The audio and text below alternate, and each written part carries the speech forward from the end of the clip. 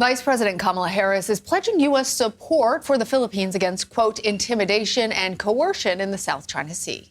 The vice president spoke earlier today during a symbolic visit to the Palawan Island in the disputed waters. She called on countries to stand up for territorial integrity and freedom of navigation in the South China Sea. We will continue to rally our allies and partners against unlawful and irresponsible behavior. When the international rules-based order is threatened somewhere, it is threatened everywhere. One day ahead of her visit, the Philippine Navy alleged a Chinese Coast Guard vessel had forcibly seized Chinese rocket debris from Filipino sailors. China unilaterally claims nearly all of the South China Sea as its own. Joining us now for more on this is Julia Manchester. She is a national political reporter for The Hill. Julia, thanks for joining us. Thank you for having me. Now, how should we interpret these remarks by Vice President Harris? Should we expect the U.S. to take action to defend the Philippines at the next sign of aggression from China in the South China Sea?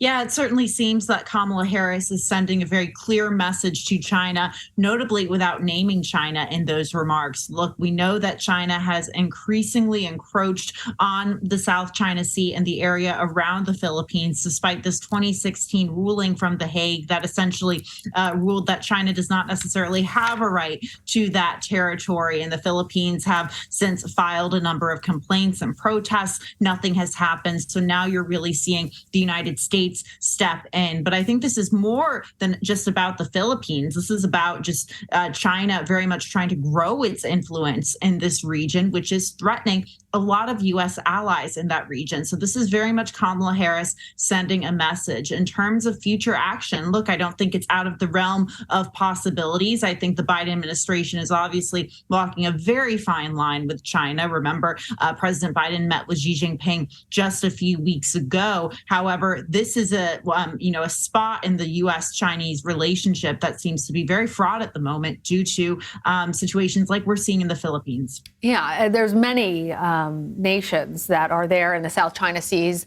And it's interesting because this marks the highest level trip by a Biden administration official to the Philippines yet.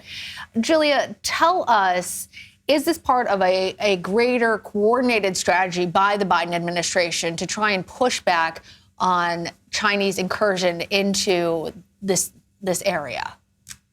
You're absolutely right. I think it sends very much a message that the Biden administration is sending Kamala Harris, the number 2 in command in the United States government, to the Philippines. This is very much sending a message to China that the United States is not going to sit quietly as China, seemingly threatens a number of U.S. allies. So this sort of proxy battle or proxy battle of words, if you will, that's happening between China and the U.S. right now. We're seeing the latest episode really with Kamala Harris being there. So, I think it sends a very clear and strong message, and we'll have to see how Beijing reacts.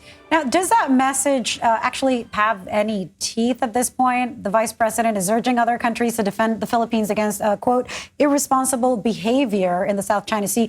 Do you see her speech having any impact on other nations and how they'll act? I think that's a good question. We don't really know yet. I think right now, maybe some critics of the administration would say this is too soft of an approach, that more action needs to be taken. However, I think this is potentially could be step 1 in this strategy from the Biden administration. We know that the Biden administration, as well as other U.S. officials in general for years now, have been under lots of pressure to really combat growing Chinese influence. But there's this very fraught and, tensionous relationship between the U.S. and China. So it creates a difficult situation for the administration, which Republicans have, seemingly painted as very weak on China. So this could be step 1 in, more U.S. action in the region. However, there are critics that I think could say that this has no teeth. Yeah. Well, taken also in coordination with what's happened earlier on Taiwan and the administration's remarks there, it all seems to be painting at least a message. Julia Manchester, thank you. Thank you.